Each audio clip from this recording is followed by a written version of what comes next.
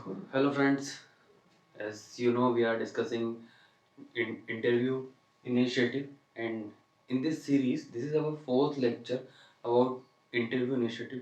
In this lecture, we will discuss some other important things that would be more important in your interview. जैसे just previous three lectures में हमने approximately 20-21 questions discuss किए जो कि आपकी personality या फिर आपसे रिलेटेड क्वेश्चन जो यूपीएससी आपसे पूछ सकता है। और भी कुछ क्वेश्चन जो आपसे रिलेटेड होंगे हम लोग उसको थोड़ा लेवल जब हाई करेंगे तो आगे डिस्कस करेंगे। बट इस लेक्चर में हम कुछ दो और इम्पोर्टेंट चीज़ें डिस्कस करने वाले हैं। तो वो जो चीज़ें हैं जो आप अपने डेफ में फिल करते हैं उसके अकॉर्डिंग आप इंटरव्यूअर आपसे पूछ सकते हैं, या कुछ जो चीज़ें होती हैं उसके अकॉर्डिंग आपसे पूछ सकते हैं। चलिए स्टार्ट करते हैं। जस्ट पहली चीज़ होती है प्लेस। वो ये जो प्लेस है,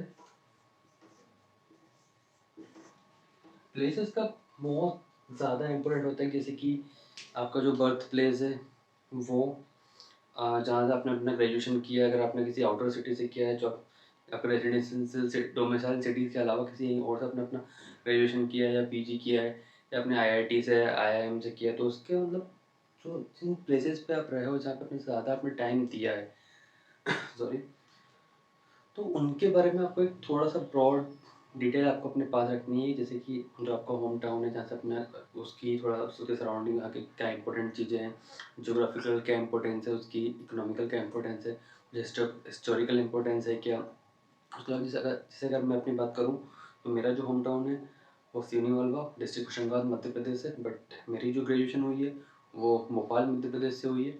तो मुझे अगर ऑब्वियसली अब मेरी स्कूलिंग वहाँ से हुई है होशंगाबाद से, तो मुझे अब मेरे मार्कशीट में वो शो होगा, तो ग्रेजुएशन का भोपाल में शो होगा, तो मुझसे दोनों जगहों के रिलेटेड कुछ चीज़ें पूछ सकते हैं। जैसे क्वेश्चन पूछा भी गया है कि जो भोपाल कुछ वो से कि भोपाल की जो हिल्स है वो लेक्स फेमस है, कितनी लेक्स हो सकती है सराउंडिंग, भोपाल इंडिपेंडेंट कब हुआ, भोपाल जब इंडिपेंडेंस के टाइम पे जब भोपाल इंडिपेंडेंट हुआ तो एक कॉन्ट्रोवर्शियल हिस्ट्री साइड भी आपको देखने को मिलता है।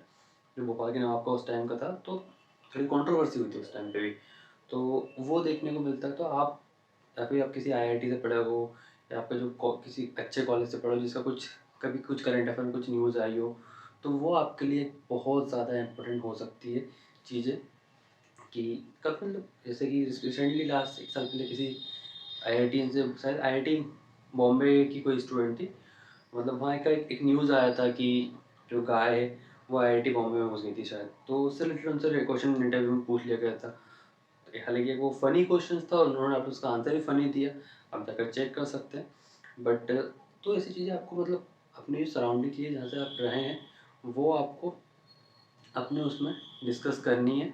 मतलब उसका एक ब्रॉडली आपको एक जो है व्यू, आपको उसकी सराउंडिंग जितनी सारी उसकी जियोग्राफिकल कंडीशन जो हो, अगर कुछ जियोग्राफिकल इम्पोर्टेंट है, या वहाँ का कुछ जो कुछ जीआई टैग मिला किसी चीज़ को, या कोई चीज़ है जो इंडिया में मतलब नेशनल लेवल पे इंटरनेशनल लेवल पे फेमस है, या कोई स्पोर्ट्स पर्सन वहाँ से निकला हुआ है, तो या कोई मतलब कोई एक्टर है, या कोई वहाँ का साहित्य वहाँ का फेमस है, या कोई फोक म्यूज़िक फोक डांस, मतलब कोई भी चीज़ है। अब चाहे अब हमने कल्चर से रिलेटेड देख लिया, ज्योग्राफी से रिलेटेड देख सकते हैं, कुछ इकोनॉमिकल इंपॉर्टेंस हो सकती है, हिस्टोरिकल साइट आप देख सकते हैं। तो ये चीज़ें होती है बहुत ज़्यादा आपको आपकी जो बर्थ प्लेस है, या फिर जहाँ पे आपने रहकर पढ़ाई की, या फिर आप जहाँ पर आप रह रहे हैं उसके बारे में बहुत ज़्यादा इम्पोर्टेंट होती है।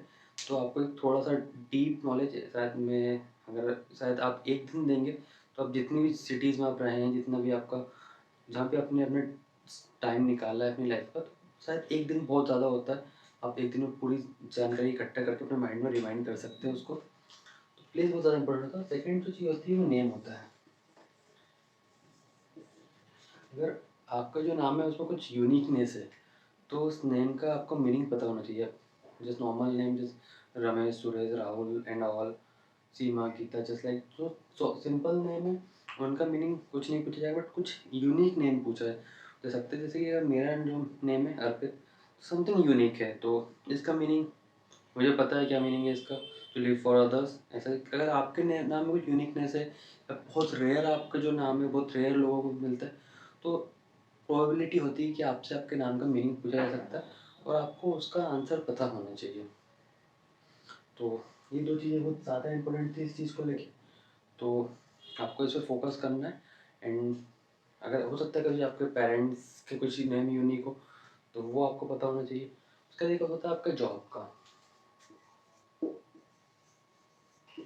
अगर प्रीवियसली आपने कोई जॉब स्विच की हो प्रिपरेशन के लिए, या जैसे कि कुछ एस्पिरेंट्स है जो भी कुछ टॉपर्स हैं जैसे कनिष्क कटारिया, तो आउट ऑफ इंडिया जॉब कर रहे थे बट उन्हें रियलाइज़ हो कि उन्हें सिविल सर्विस की तरफ जाना चाहिए, तो अपना एक अच्छा खासा पैकेज छोड़ के इंडिया आए। शायद उनसे इससे रिलेटेड कोई क्वेश्चन पूछा गया हो, जैसे आपने कोई अच्छे पैकेज की जॉब स्विच की हो तो वो क्वेश्चन आपसे पूछ सकते हैं। या फिर आपकी जो ग्रेजुएशन फील्ड हमने डिस्कस किया था लास्ट लेक्चर में कि आपसे पूछा जा सकता है कि आपने उसको अपने career as a career choose ना करते हुए सिविल सर्विस को ही क्यों चूज़ किया, या आपको वहाँ जॉब नहीं मिली, या क्या रीज़न। तो मतलब हो सकता है, और आपको जेन्युइन आंसर देना है, बी नेचुरल, मतलब फालतू का शो ऑफ आपको नहीं करना है। उसके बाद आप अभी करंट कुछ जॉब में उसकी जॉब के साथ आप प्रिपरेशन कर रहे हैं तो उस साथ में जो प्रॉब्लम आपने फेस की है ऑब्वियसली जॉब के साथ आप स्टडी करना थोड़ा बैलेंस बनाना मुश्किल हो जाता है। तो अगर आपने कुछ प्रॉब्लम फेस भी की और उन्होंने प्रॉब्लम की उसको क्वेश्चन पूछा है तो पॉजिटिवली आपको उसका आंसर देना, ना कि ये बोल के हाँ सर बहुत डिफिकल्ट होता है जॉब के साथ फेस करना, फैमिली को संभालना, जॉब का काम बहुत ज़्यादा वो होता है, ऑफिस का काम, दिन पढ़ाई करना, तो वो आपको नहीं करना है। ये शो ऑफ आपको अपनी स्टडी का करना ही नहीं है। एक पॉजिटिवली आपको एक आंसर देना है। उसके बाद आप करंट जॉब में हैं तो पूछ सकते हैं आपको उस जॉब में क्या दिक्कत है कि आप उसे छोड़ के इधर आना चाह रहे हैं। तो बैलेंस हमेशा हर आंसर की क्वेश्चन की चीज़, हमें क्वेश्चन को बैलेंस लेके चलना है और आपको अभी से चीज़ सोचना है, क्योंकि यूपीएससी का इंटरव्यू मैंने सब एक चीज़ हम लोगों ने डिस्कस की थी। यूपीएससी बहुत इजी एग्ज़ाम है, बहुत टफ एग्ज़ाम है। डिपेंड आप पे करता है कि आपको इसको किस वे में लेके चलना है। अगर आप मिडिल में जाएंगे तो आप दोनों को बैलेंस करके चल सकते हैं। ऐसे यूपीएससी का इंटरव्यू भी बहुत इजी भी होता है, बहुत टफ भी होता है। तो आगे हम लोग डिस्कस करेंगे कि आप अपने डेफ के अकॉर्डिंग जो है यूपीएससी के जो इंटरव्यू पर्सन का कैसे खेल सकते हैं कि आप जो चाहें चाहे 50 to 70% क्वेश्चन वो आपके अकॉर्डिंग पूछे। हम लोग धीरे धीरे अपना लेवल इंक्रीज़ करेंगे, हम लोग उस चीज़ को डिस्कस करेंगे। सो इस लेक्चर के लिए सिर्फ इतने। All the very best, thank you so much.